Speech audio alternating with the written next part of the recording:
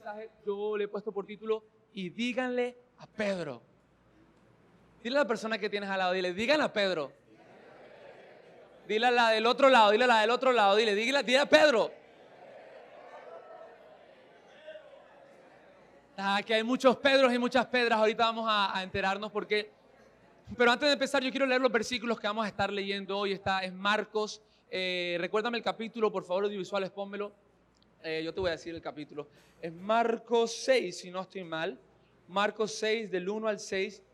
Y vamos a leer Marcos 16, perdón, del 1 al 6. Y dice, déjame te pongo en contexto un poquito. Jesús ya fue crucificado.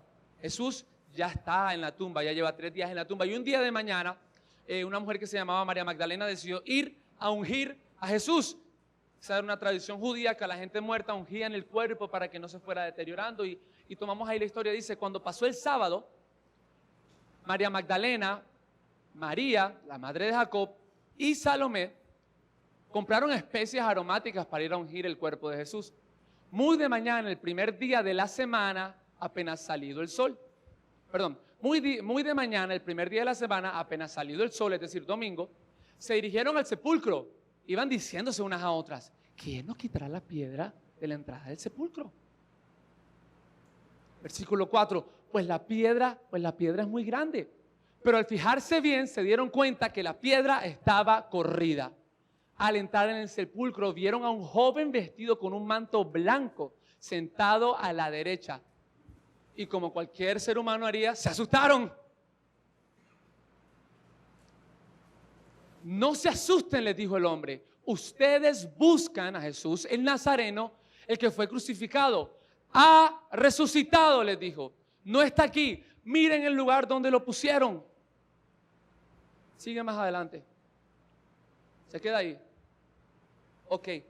Más adelante sigue una parte y el ángel, ahí está bien, podemos quitar el versículo. Más adelante el ángel toma una parte y les empieza a advertir a las mujeres algo muy especial que yo quiero que guardemos en nuestra cabeza. Y es, vayan y díganle a todos los discípulos que yo he resucitado. Y el ángel tiene las agallas de decirle algo que a mí me ha impactado hasta el fondo de mi corazón. Le dice, y díganle a Pedro. Y díganle a Pedro. No solamente le dice a estas mujeres, vayan y díganle a todos los discípulos, sino que se enfoca solamente en Pedro. ¿Qué pasa? ¿Por qué se enfoca en Pedro? ¿Qué tiene Pedro de peculiar a diferencia de todos los otros discípulos?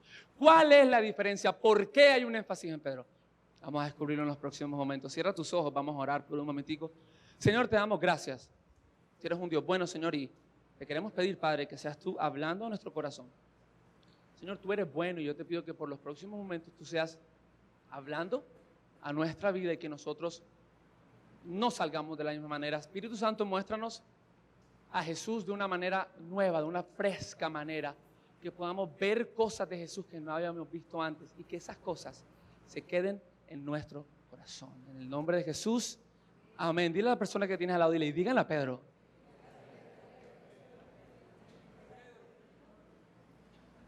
Ahora, quiero hacer una pregunta. ¿Cuántos padres hay aquí? Varios padres. ¿Cuántos jóvenes hay aquí? Hay algo que es algo en la cultura colombiana que yo no he logrado descubrir, pero hay algo que tiene mucho poder. Los padres tienen un arma secreta que sacan solamente cuando los niños de verdad o los jóvenes de verdad tienen que ser reprendidos. Hay veces donde los papás se encargan de corregir a los niños o a los jóvenes y los jóvenes saben que bueno, que esta corrección no va muy seria.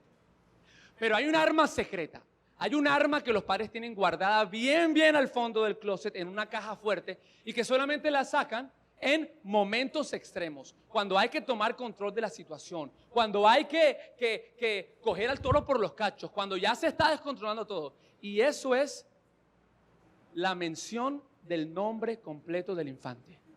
Ahora, hay una diferencia en que tu papá o tu mamá te llamen, Jorge, ven acá. Uno dice, bueno, ya me llamó por el primer nombre, no, todo está bien. ¿Qué pasó, mami? No, tranquila. No, el cuarto no lo organizaste, hiciste esto. No, mami, tranquila, ya lo organizo. Hay una diferencia entre eso, que cuando tu mamá coge y te llama, Jorge Iván Arango Correa, venga acá. Yo no sé ustedes jóvenes, pero en ese momento, no sé adultos, cuando estaban con sus papás en su casa, a mí en ese momento yo empiezo a orar, a interceder, a ayunar, mis piernas empiezan a hacer así, yo empiezo a confesar mis pecados delante de Dios antes de llegar delante de mi madre. Jorge Iván Arango Correa. Yo creo que ese es un poder muy grande que tienen los papás. ¿A cuántos alguna vez los han llamado por su nombre completo? Y tú sabes que estás en problemas, ¿verdad? Tú sabes que tu mamá ya cogió su revólver, alias chancleta. Ya tú sabes que tu mamá está preparándose para hacerte un golpe de estado, no sales esta noche. Ya tú sabes que tu mamá está lista para ponerte en orden. Nombre completo. Dios me libre que a mí me llamen Jorge Iván Arango en mi casa porque tengo problemas. Y sabes, yo creo que esto fue lo que le pasó a Pedro. La Biblia dice que las mujeres llegaron a la tumba. La tumba estaba vacía porque hoy en día aún creemos que esa tumba sigue vacía porque Jesús ha resucitado. ¿Cuántos creen eso? Esa es nuestra esperanza, ese es nuestro deleite, que nuestro Salvador resucitó. Llegan a la tumba, buscan en la tumba. Primero está la piedra quitada. ¿Quién quita esa piedra? Ni idea.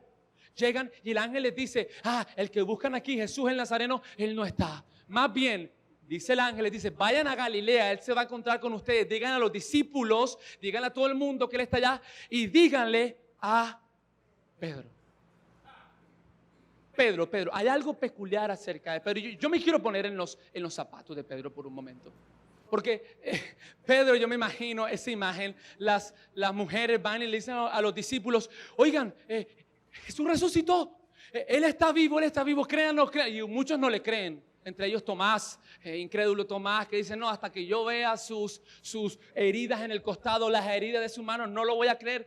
Pero hay algo especial acerca de Pedro, porque le dicen a todo el mundo, y yo me imagino la imagen, Pedro tal vez escuchó que Jesús había resucitado, pero cuando las mujeres le dijeron, Pedro, Él no solo resucitó, sino que Él dijo que le dijéramos a todo el mundo y que a ti en específico te dijera que tú habías resucitado. ¿Qué pasa? Yo me imagino a Pedro en ese momento.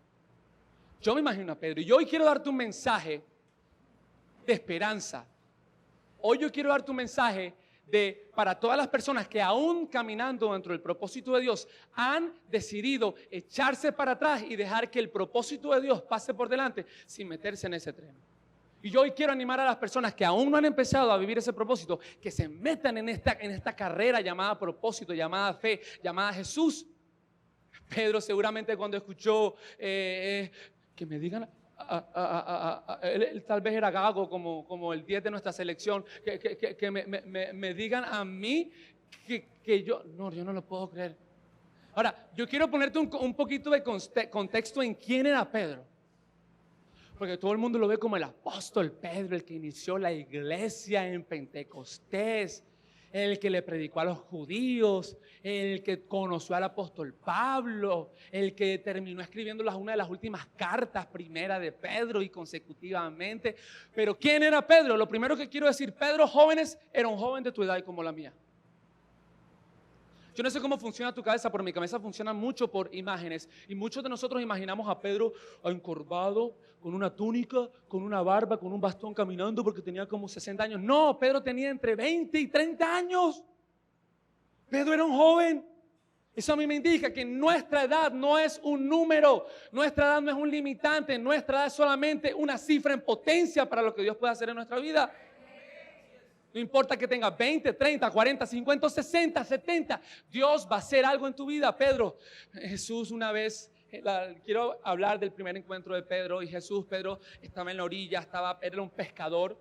En ese entonces los pescadores tenían una mala fama. Ellos lo más probable es que eran rumberos, mujeriegos, ellos eran fornicarios, tal vez era un ladrón, yo no sé, Pedro era un alcohólico tal vez, seguramente no seguía la ley judía como tenía que hacerlo todo el mundo. Y él estaba en su cuestión ya, él estaba de madrugada, estaba pescando, haciendo sus cosas y Jesús lo vio a la distancia y se acercó y le dijo, Pedro, no le dijo Simón, ¿cómo te llamas tú? Me llamo Simón. ¿Y cómo te fue ayer en la pesca? No pesqué nada, Señor, no he pescado nada. Ve, corre, ve para allá, pesca. Y la Biblia dice que Pedro se fue al lugar, le dijo, tira la red del otro lado, tírala, hazme caso a mí. Pedro coge, levanta la red y lo que por 12 horas no había recogido en el mar, lo recogió en una sola sacada. La Biblia dice que la red era tan grande, estaba tan llena de peces, que se estaba rompiendo. Ahí empieza la historia de Pedro y Jesús. Y Pedro, yo tengo que confesar una cosa. Pedro, yo creo que él era emocional. Pedro era inestable. Pedro era un loco. Pedro estaba loco. Pedro seguramente no era un flemático, Pedro no era un colérico, Pedro no era un melancólico, Pedro era un sanguíneo. ¿Conocen a estas personas sanguíneas que son imprudentes, que dicen cosas locas, porque son sanguíneos a veces se ponen tristes muy rápido, se ponen felices muy rápido, bipolar? Yo creo que si Pedro estuviera en el siglo XXI tal vez tendría que ir al médico por sus emociones, o tendría que hacer ahí Esperanza el próximo martes, ¿no? Cuando empiece. El otro de más arriba. Pedro era emocional, Pedro no era normal, Pedro era raro. Pero yo no te quiero mentir, Pedro era extraño. O sea, si yo soy el Mesías, yo no escojo a Pedro. ¿Por qué? Porque es un man que no tiene dinero, bajo mis ojos, mi filtro, no tiene dinero, no tiene educación, está mal presentado, huele feo, no tiene estudios, pero ¿cuánto le dan gracias a Dios que Él escoge lo vil y lo menospreciado del mundo para avergonzar a los sabios?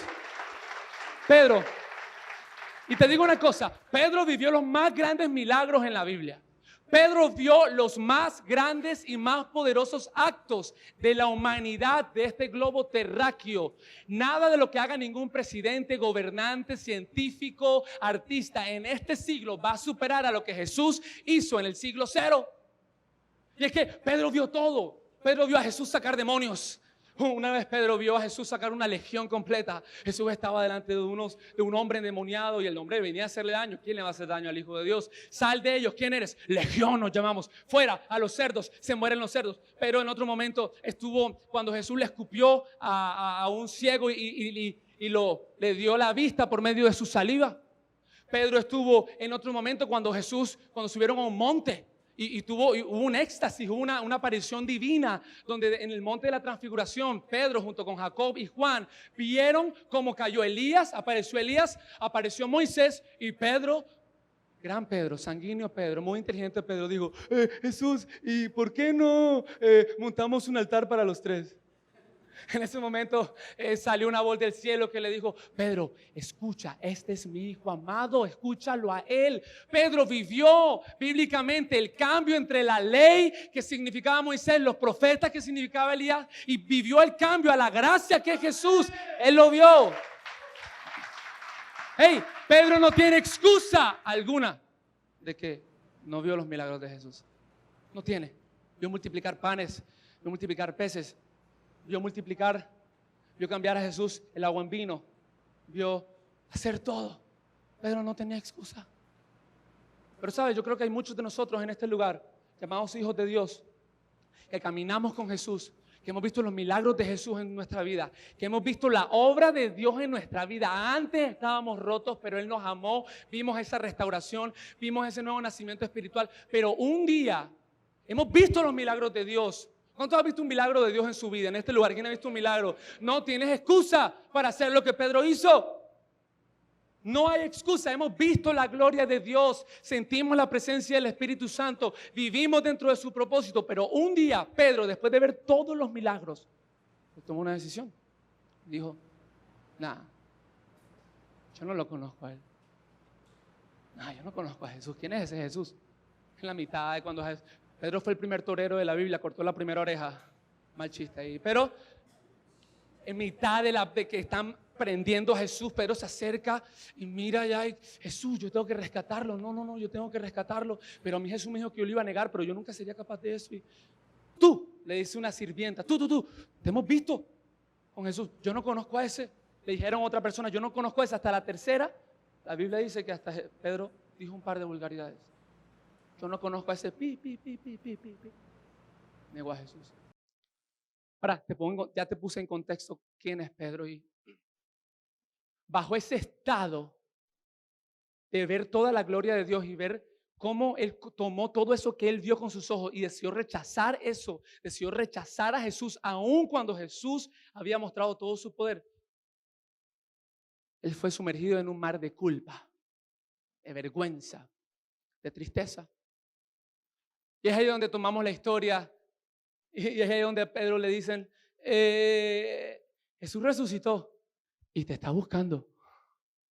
Ahora, yo no sé tú, pero si yo fuera Pedro, yo hubiera cogido un avión y me voy al otro lado del mundo para que Jesús no me encuentre. Porque te digo una cosa, nuestro filtro humano de rechazo Todos tenemos un filtro, pero como todos filtramos todas las cosas por medio de rechazo, Pedro seguramente, que fue rechazado por sus papás, rechazado por la población, rechazado por los judíos que lo veían a él como un loco, como un pobre, él pensaba que Jesús venía a juzgarlo, a rechazarlo, a condenarlo, a terminar de matarlo.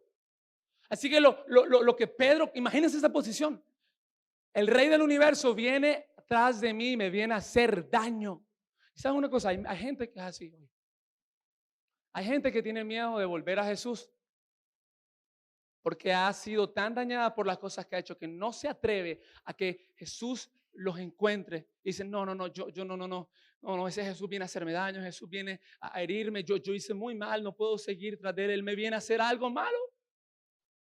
La historia sigue y aquí te quiero hablar del primer punto, y es que entre la muerte de Jesús hasta donde vamos a tomar la historia ahora, voy a adelantarme un par de días.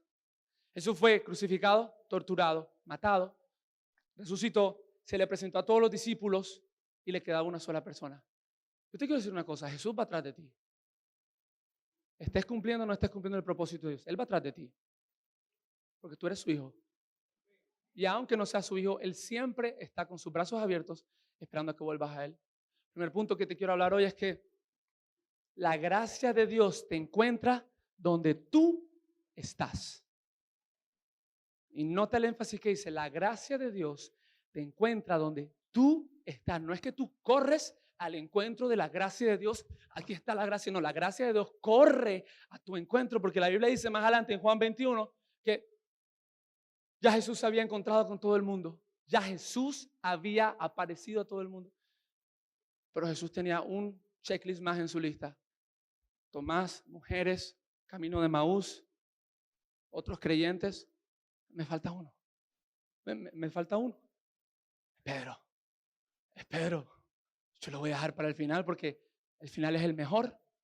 Se deja lo mejor para el final y yo tengo que hacer algo con Pedro. Y la Biblia dice que Jesús fue a encontrar a Pedro a un lugar muy peculiar. Y es que Pedro, cuando perdió su comunión con Jesús, cuando dejó de cumplir el propósito de Jesús, cuando decidió rechazarlo, Pedro se devolvió a donde él primero estaba antes que lo encontrara Jesús. Volvió a su autosuficiencia, volvió a su pasado, volvió a sus heridas, volvió a su vieja vida. La Biblia dice que Jesús, una vez caminando en la playa, estaban los discípulos pescando. Y ahí llegó Jesús. Ahí llegó Jesús. Y me encanta la historia porque Jesús dice que su gracia te encuentra donde tú estás. Yo me acuerdo hace unos años que yo fui con mi familia a un viaje de vacaciones.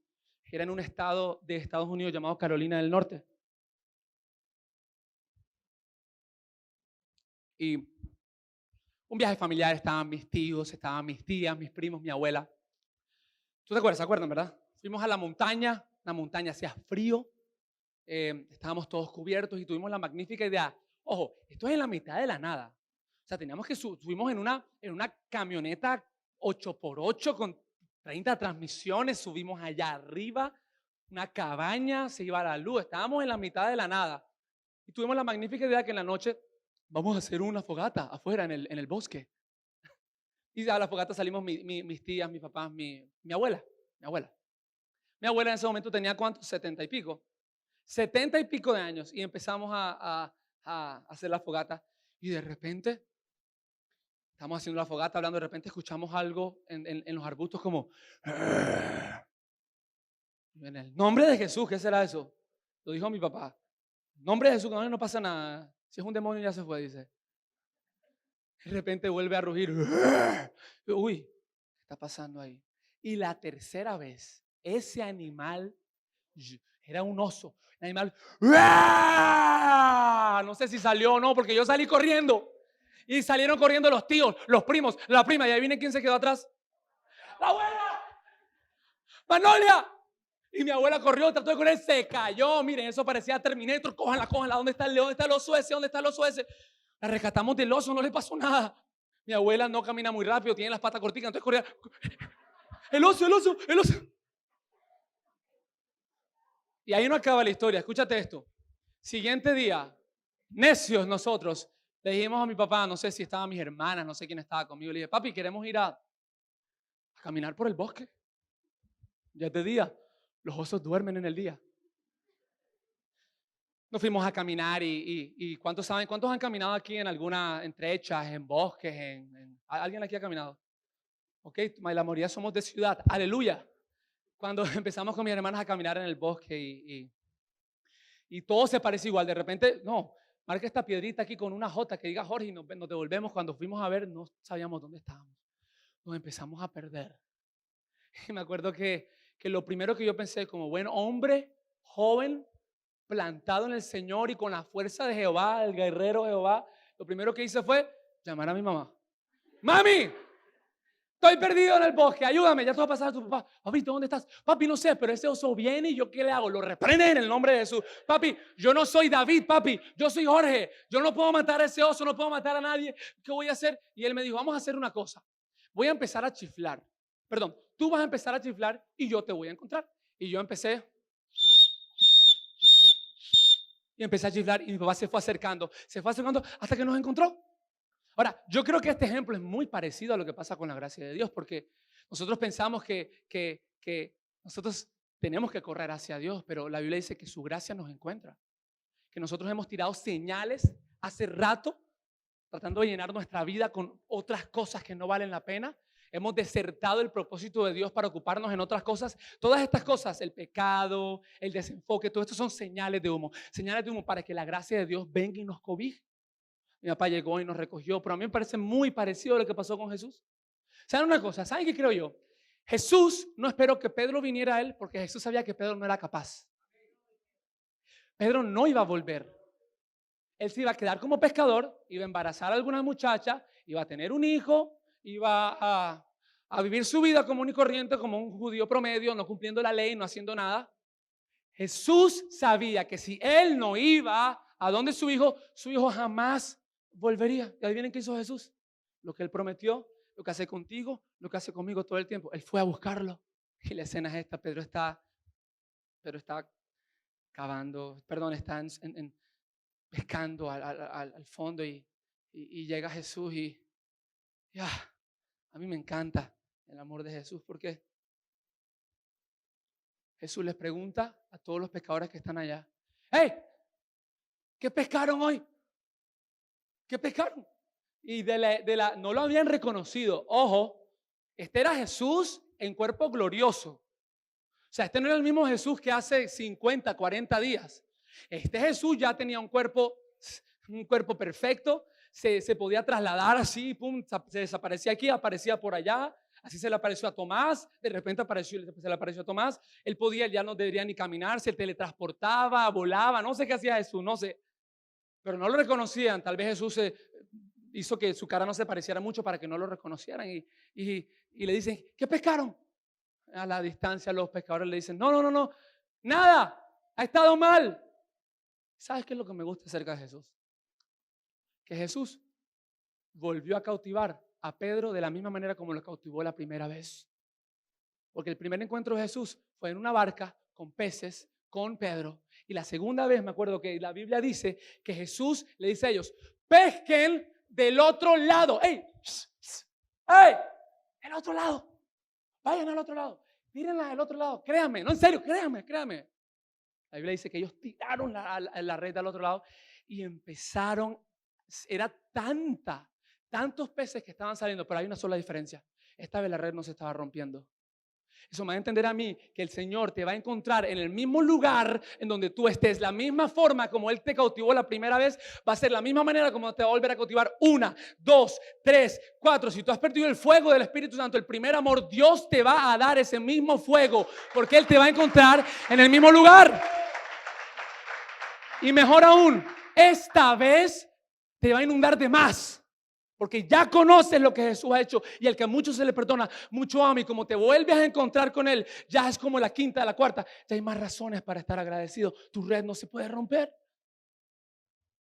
La historia sigue. ¿Y saben qué hizo Pedro en ese momento? Embolsado. ¿Se ha visto una persona embolsada? Ese no es Juan. No sé quién está. Timoteo. Bartolomé. Ese no es el que, ese no es, eso lo hizo hace 3 años. Ese Jesús se asustó tanto que tenía un barca y en vez de irse en la lancha a la orilla se tiró a nadar. Se tiró a nadar. Eso es porque la gracia de Dios, cuando te encuentras, tú no puedes controlarte. Tú no puedes callar lo que has escuchado. Tú no puedes callar lo que has oído. Como Juan y Pedro le dijeron a los judíos cuando los encarcelaron, porque hemos oído y no podemos quedarnos callados acerca de esta gracia absurda de Dios. Que cuando Él hizo una obra en nosotros, tenemos que cumplir nuestro propósito. Ellos llegan a la orilla y ¿qué les dice Jesús? Me encanta Pedro. Porque llegan a la orilla y Pedro se hace como el tonto. Pedro se hace como el desentendido. Pedro llega y se sienta con Jesús a comer en la fogata. Y te puedo ser honesto. Yo soy Pedro. Yo soy Pedro. Si yo estuviera delante del Mesías al cual rechacé, yo ni lo miraría a los ojos. No podría. No me cabría en el pecho mirarlo a los ojos. Eso a mí me da a entender que el amor de Dios cubre tu vida. El amor de Dios cubre tu vida. Ese es el segundo punto hoy. El amor de Dios cubre tu vida. Y qué lindo que podamos entender eso hoy como iglesia. De que estos jóvenes vinieron de un campamento. Y te digo, lo que Dios hizo en su vida fue sobrenatural. Hay muchos que han decidido encarrilarse al propósito de Dios. Hay muchos que terminaron de hacer ruta la semana pasada. Y hoy, ¿cuántos, Álvaro? ¿Cuántos quedan vinculados hoy a los ministerios? ¿Cuántos? 21 jóvenes vinculados a los ministerios. ¿Lo van a hacer bien? No tengo ni idea. ¿Lo van a hacer mal? Tampoco tengo ni idea. Lo único que sé es que ellos han tomado una decisión de seguir a Jesús. Y el que decide seguir a Jesús se mete en la mejor aventura de su vida. Pueden pasar mares, pueden pasar fuego, pero nunca los dejará. El amor de Dios cubre mi vida. Y quiero decirte algo hoy. El amor de Dios cubre tu vida hoy. Lo que aprendemos con el pastor Josué es que la crucifixión se ha vuelto hoy en día en nuestras iglesias como un medio. Todo lo apuntamos a la crucifixión, todo lo apuntamos al sacrificio de Jesús, todo lo apuntamos a la vida eterna, todo lo apuntamos al evangelismo, pero eso solamente fue un medio para llegar al fin. ¿Cuál es el fin? A tener una comunión perfecta con Jesús como sus hijos, santos, perfectos.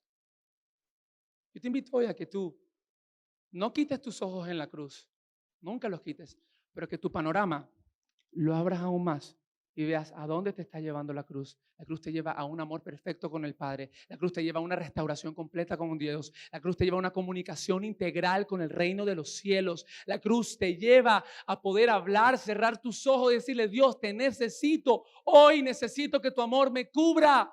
Hoy quiero caminar en tu propósito. 75 jóvenes vinieron este fin de semana.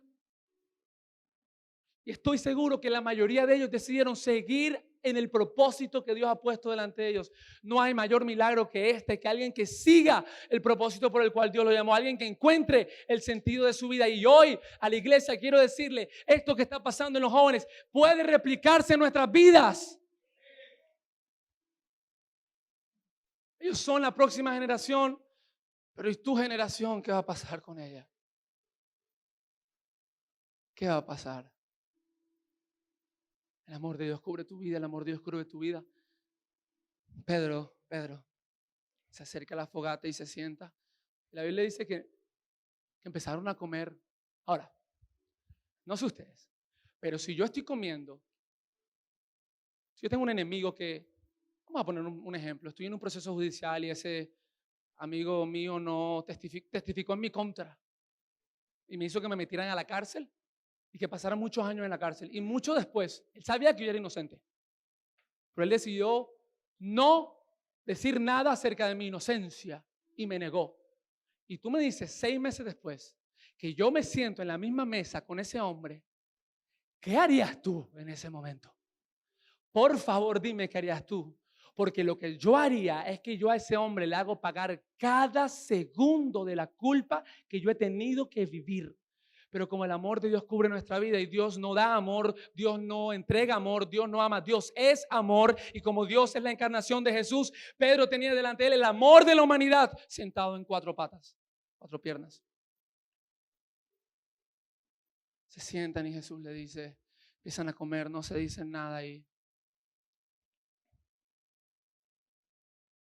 ¿se han visto cuando hay un momento tenso que alguien corta el momento tenso con un comentario y todo se acaba? Ese es Jesús.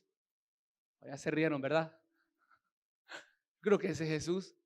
En todos tus momentos difíciles, en todos tus momentos tensos, Jesús tiene una palabra para darte paz. Jesús tiene una palabra para darte tranquilidad. Jesús tiene una palabra para levantar tu espíritu. Esa palabra está en la Biblia, léela. Eso hablamos con los jóvenes esta semana. Lee tu Biblia, pon tus convicciones firmes. ¿A dónde estás llevando tu sexualidad? ¿Con quién estás hablando en WhatsApp en las noches? Créanme que no son las prédicas aquí arriba, no son, creo que son un poquito menos fuertes de lo que le hablamos a estos jóvenes este fin de semana. Jesús cortó el ambiente y estaban comiendo, seguro callados, y Pedro estaba así comiendo. Yo lo rechacé una vez, 2 veces, 3 veces. Él me dijo que me venía a buscar. Yo no lo fui a buscar, yo no era capaz de buscarlo. De repente, Pedro, primer contacto que hay desde que Pedro rechazó a Jesús hace 1 mes y medio. Y Jesús le hace una pregunta a Pedro que a mí me sacude cada fibra de mi interior. Es, Pedro, ¿tú me amas? Y Pedro dice, tú me amas. No, Señor, yo te quiero. No, Pedro, no nos hemos entendido bien, Pedro, esto no lo hemos entendido bien. Yo no te pregunté si tú me querías, yo te pregunté que si tú me amas.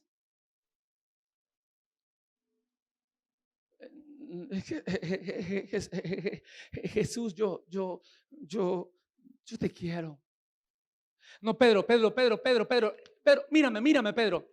Mira mis ojos, Pedro. Mírame. Yo no te estoy preguntando si tú me quieres. Yo te estoy preguntando si tú me amas. No te pregunto si me quieres, te pregunto si tú me amas. Y yo me imagino ese momento, iglesia, amor en acción, en que Pedro por fin pudo ver los ojos de Jesús. No sé si fue la primera, segunda o tercera, pero conectaron los ojos después de 1 mes. Yo me imagino esos ojos de amor de Jesús, diciéndole, sin decirle, yo no te estoy juzgando. Vengo a preguntarte si tú me amas. Y esos mismos ojos son los que veremos algún día cuando muramos y entremos al reino de los cielos, que abran las puertas y aplaudan los ángeles y veamos a Jesús y le digamos, yo te quiero, yo te amo. Pero mientras tanto, ¿qué vas a hacer tú? ¿Qué ojos están mirando hoy? ¿Estás cumpliendo el propósito que Dios te llamó a hacer a ti? ¿Has empezado ese propósito? Mira los ojos de amor de Jesús, fuego, son fuego, un fuego que quema, un fuego que transforma, un fuego que purifica. Y yo te digo esto porque yo soy Pedro. Porque 1001 veces he negado a Jesús, pero su gracia me ha restaurado. Pedro, vamos a hacer esto una última vez. Pedro, ¿tú me amas? Y me encanta porque Pedro hace lo que un día tenemos que hacer nosotros. Manos arriba, me rindo. Tú lo conoces todo. Tú sabes que no será capaz de ir a buscarte. Tú sabes que yo, aunque no quise, te negué. Tú sabes que he abusado de esta gracia que me has dado. Tú lo sabes todo. Yo te amo, yo te quiero. Tú lo sabes todo. Y Jesús a mí me mostró algo en este pasaje que yo quiero dejarte. Y este fue el mensaje que yo le di a los jóvenes la semana antes de que empezara el campamento. Es que la respuesta de Jesús a cada fracaso de tu vida no va a ser solamente, yo te perdono, chao. No va a ser solamente, mi gracia te salvó y mi sangre te justificó, chao. No va a ser solamente, mírame en la cruz, no. La respuesta de Jesús no va a ser solamente eso. La respuesta de Jesús, listo, tú me amas, hicimos las paces, ya, te alineaste conmigo. Ve y apacienta mis corderos. Ve y cumple tu propósito. Ve y apacienta mis ovejas. Ve y usa tus dones y talentos.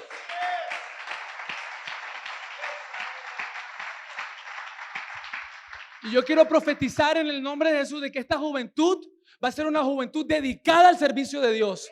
Yo quiero profetizar de que si antes esta ciudad ha llamado a esta juventud corrupta, nosotros vamos a ser el remanente que no se va a doblar ante Baal. Que nosotros vamos a hacer el cambio de esta ciudad. Y tú, adulto, que no estás viejo, estás joven.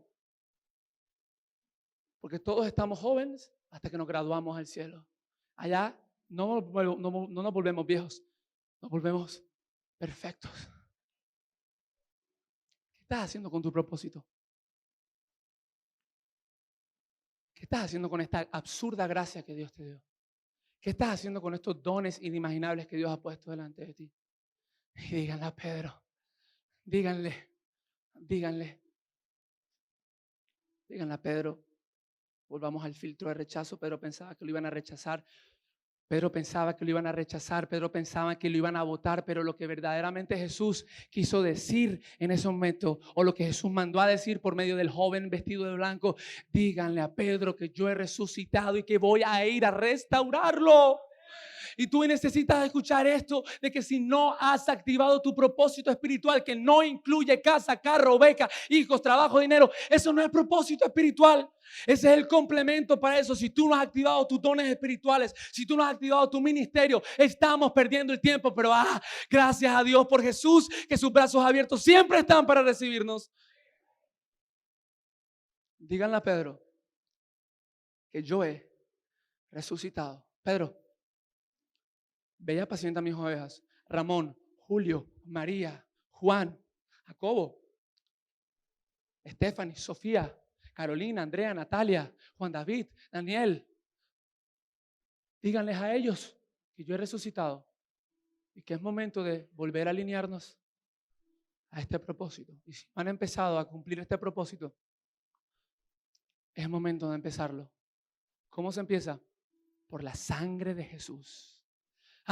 La sangre de Jesús que nos justifica, la sangre de Jesús que nos da vida, la sangre de Jesús que no tiene nada que ver con nosotros, sino tiene todo que ver con Jesús y el Padre. Fue un negocio entre ellos dos y el único beneficiario fuimos nosotros.